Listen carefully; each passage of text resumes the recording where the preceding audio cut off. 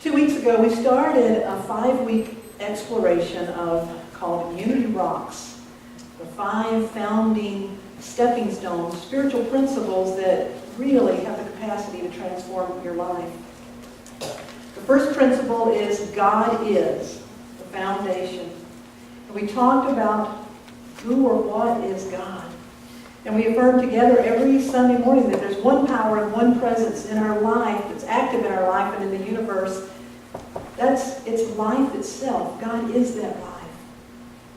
In the second week, we explored I am. God is I am. That we are, I love to say, we're a chip off the old source block. That there is all that is.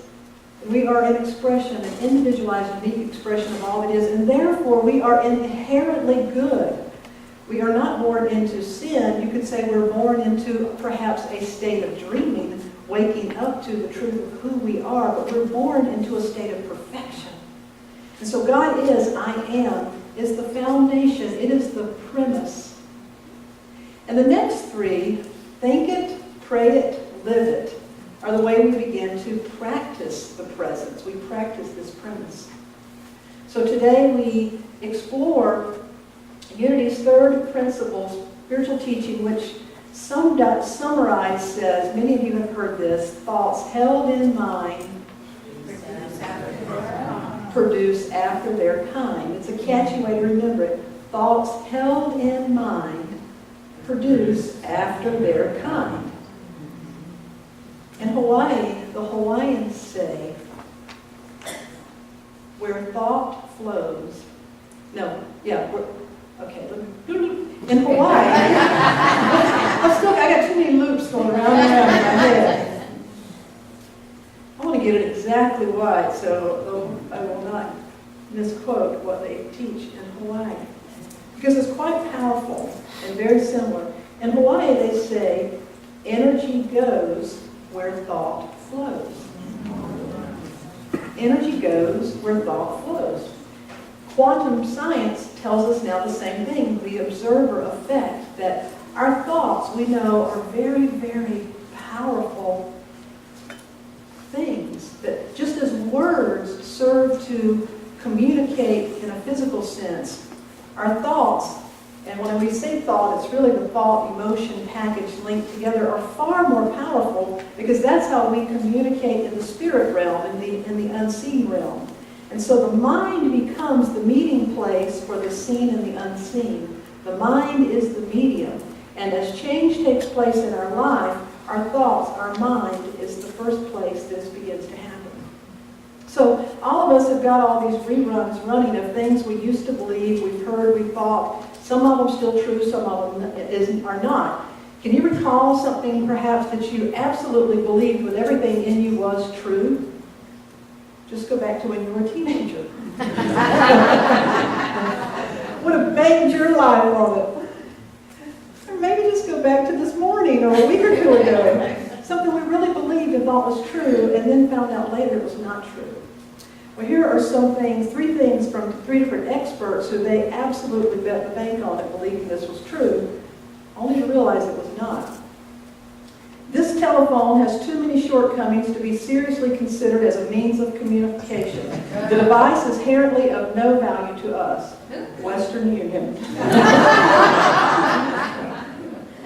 We don't like their sound, and guitar music is on the way out. Decca recording music, rejecting the Beatles. There is no reason anyone would ever want a computer in their home. Ken Olson, president, chairman, and probably former founder of Digital Computer. We all have thoughts and beliefs that we really believed and thought were true. Well, Charles and Myrtle Fillmore, I've got a picture to show you today. This is a couple of, later in their years, Charles and Myrtle Fillmore were a couple who spent much of their life in the Kansas City, Missouri area. We refer to them as the founders of Unity because Unity was born from their experience. Myrtle Fillmore was a sickly person all her life. She describes herself as being very frail and sick. And as a young mother of 3 boys, she was struggling with tuberculosis. And as a matter of fact, the doctors had said she was in the end stages of her life and there was no hope. And all of her life, she had believed that she inherited bad genes, that she inherited this sickness and was just doomed to eventually die. And yet this couple, this young couple at that time, with 3 young children, you can imagine, felt like there has to be another way. So they set out to discover a higher way of thinking and believing. They went to a talk given by a man named Dr. E.B. Weeks, and he happened to say, "You are a child of God, and therefore you do not inherit sickness." Now, a light bulb went off in Myrtle Fillmore's head because she had always thought, I have inherited the genes of my family, I'm sick, and there's probably nothing I can do. But she grasped a hold of that truth and began to work with her body, her mind, her spirit, and she experienced a miraculous healing. And her neighbors, the people that had been caring for her children, everyone around her saw something happened. She was healed. Now, her husband, who had witnessed this, also set out to discover what happened here. And he would sit in silence. For every day, he would sit for an hour, using his mind, trying to do nothing but empty his mind. All those things that are running around, our thoughts that are running around and around. His goal was, let me move them out of the way and connect with just the pure, as the Buddhists say, the empty mind, the observer in me, pure emptiness, to connect with the mind of God and have the mind of God impress itself upon me, and have my thoughts be original from the source versus those reruns that are operating within us 99.999% of the time, probably. Well, Charles Fillmore did this, and it expressed for him through dreams. He started having a lot of dreams, and he would dream something, and the next day it would be true. What he dreamed would happen for him. Well, Charles Fillmore had a vision, a thought, to create a place called Unity, where people could go and learn and study and be healed and teach. And so, through this vision, he was guided to buy 58 acres of land and create this. Now, the gentleman that he bought the 58 acres of land, Charles Fillmore shared the vision with him and said, I want to create this place where people can come and can study together and be healed and pray. And the farmer looked at him and said, bad idea. That sounds like a good way to ruin good farmland to me.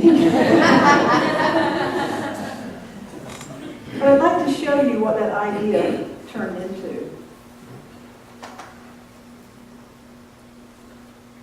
Escape for a moment to a place inside of you. When you close your eyes, you hear the gentle melody of fountains, the laughter of spirit, the symphony of the wind in the trees. Before you are landscaped gardens sheltered by wide open skies. The aroma of sweetly scented flowers and fresh cut grass fill the air. This is more than just a vision. This is Unity Village. Today it's over 1,400 acres. And how many of you have had a chance to visit Unity Village? Yeah, around. That thought, that idea became a living reality.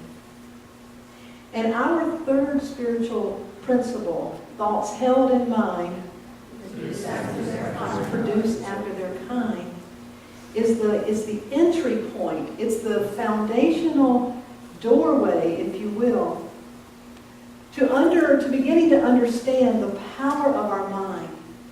Now, movies like The Secret and so many things now are beginning to open that doorway. The power of positive thinking, we know that's true. And yet that is only the very beginning step. When we think about our thoughts, I often think about a baby elephant. I'm sure many of you know how elephants are trained, elephants that work in the circus.